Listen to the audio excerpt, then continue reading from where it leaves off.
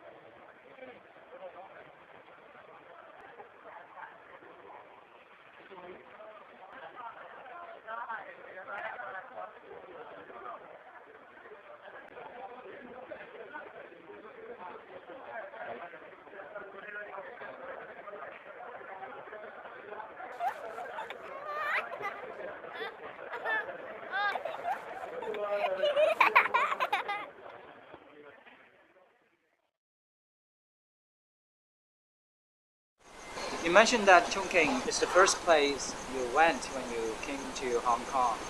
It must have meant something for you, and how was it? Because I know about the Chungking from Bangladesh. Some of my friends give me the address. So I arrived here, I found that guest house. From this time, I live in Chungking Mansion around 5 years. And one day, I found there is one couple, Chinese. They come to the room, number 6. Next day, there is something wrong in there. Then my friend asked me what? I said some bad smell, very bad smell. Then he called the police, and they find out that they put him on that pipe with the curtain. And the girls was lie down on the bed, and all the body is molting and water dropping. I find out something writing by the lipstick, and the writing the dying is happiness. One day morning, I wake up so early. Yeah, I heard the doorbell, and I go to open the door. When I open this door, that metal door was closed. I find out the boy is here standing up and smiling like this. Then I ran away. I back to the door. You mean you see the ghost of the boy? Not ghost. The boy's, we can say, is soul. I mean the soul. Souls never die. Because the human heart, when the suicide, heart is not completed by anything. So they always moving around to complete his ambition or something like that. He wants something. People come to Chungking mansions to look for their dreams. Some fulfill, some are disillusioned, some die.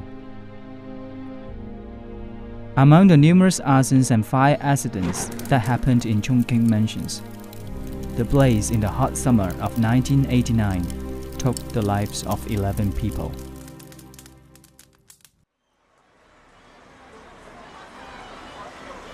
Among the souls wandering in and out Chungking mansions, we met a young man from Nepal. He's been staying in Hong Kong for 2 years, practically doing nothing. I didn't have citizenship.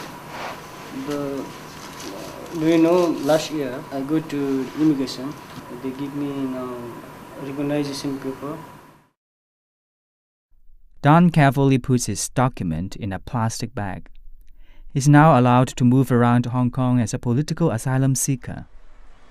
However, like many of his counterparts, Don prefers to spend most of his time in Chungking mansions, where he can socialize and exchange tips for survival. If I say Chungking mansion is your center of life, Chungking mansion. Chungking mansion. Not life. This is not life. Just coming there, just eating and sleeping. Just only a This place. is not life. Don said an anti-government party would have killed him if he refused to join them. So many people die fighting government and this party. We are somehow ambivalent towards what we are told. After the interview, we took Don to a southeastern restaurant where he could continue his story about leaving his siblings and parents behind in his home country, which he cannot go back again. But I don't want to join this party because they force me. They give me 15 days. Then in days, I travel from Nepal to Hong Kong. Don's uncle bought a one-way ticket for him to seek freedom. Ironically, he now confines himself in the water city of Chungking Mansions. You are just 24, and you are young, and you are alone in Hong Kong. So, how do you feel? I don't know.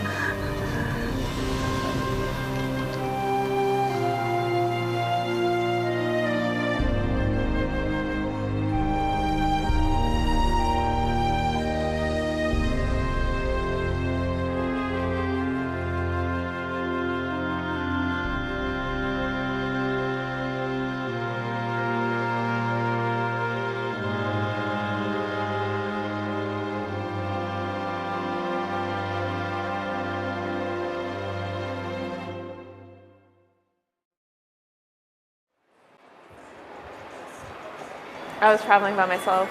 It's a bit stressful. The people harassing you, telling you to come to their guest house or their guest house. I would not recommend this place to any women. How can someone do that, you know? But I also understand that sometimes other cultures don't treat women as well.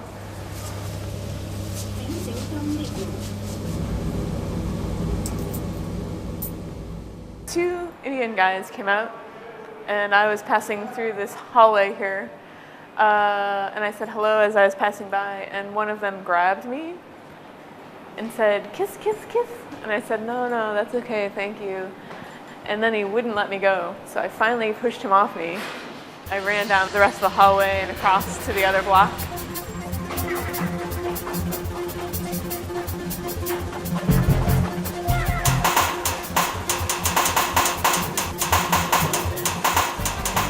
We do not intend to reenact Kelly's unpleasant incident by animating the most popular doll in the world and by relating it to the pornography that can be easily found at the back alley of Chungking Mansions.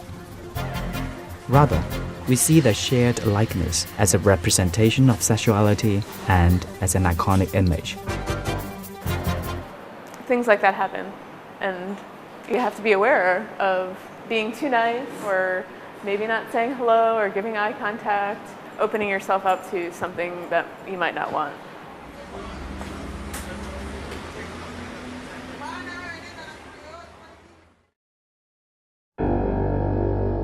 The more we knew about Chungking Mansions, the more intimidated we were.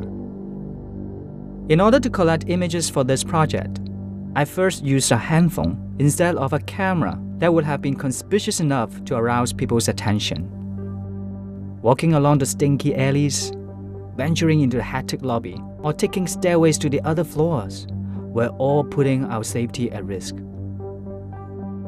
Especially for me being claustrophobic, staying in a tiny lift with a bunch of people who were so much taller, so much bigger, and so much darker gave me panic attack.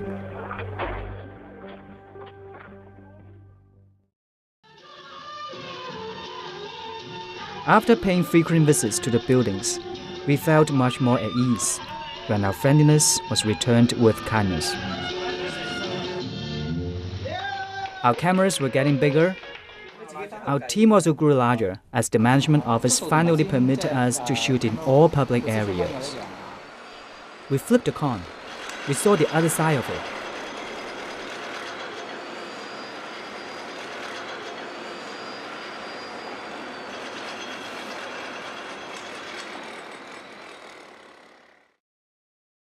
Namaste.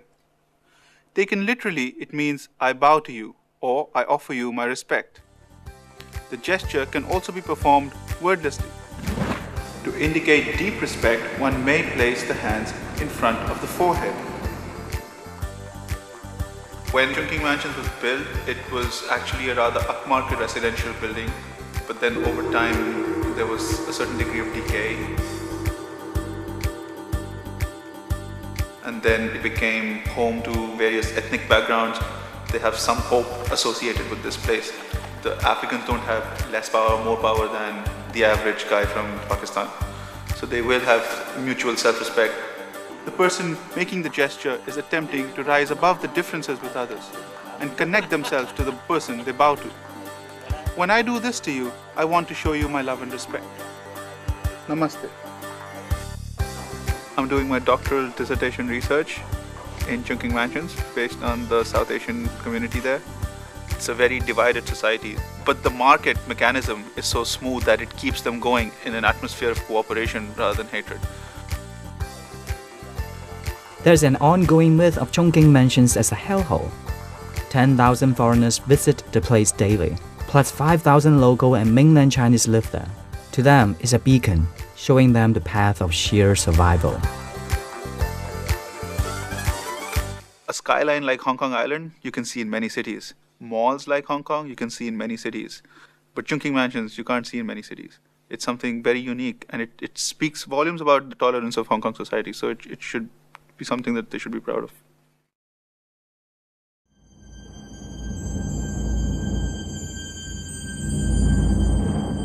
That's the rooftop?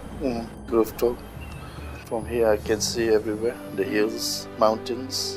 In our country, the lands are not so expensive like Hong Kong. Right. So we can afford to buy land and we can build a house. Both Rajesh and his father have enlisted themselves in the army. He has protected the British and her colonies as a loyal soldier. Now retired, he has one big family to protect as a husband, a father, and a grandfather. Quite a lot of people think Chungking is not a safe place to stay. But a lot of millionaires live in Chungking. But now the management is very good. They got CCTV, proper securities. You got security watching you, even though you are in the lift. Whatever you need, Because the shop owners are all living Chungking, even fresh foods. This thing is very nice, very convenient. Indian restaurants, Southern Indian restaurants, Chinese foods. I've been living there for a long time. I love the place. The education system has been changed. Because of that, our grandchildren, they can study up to higher secondary. I have to stay in Hong Kong so that I can look after my grandchildren.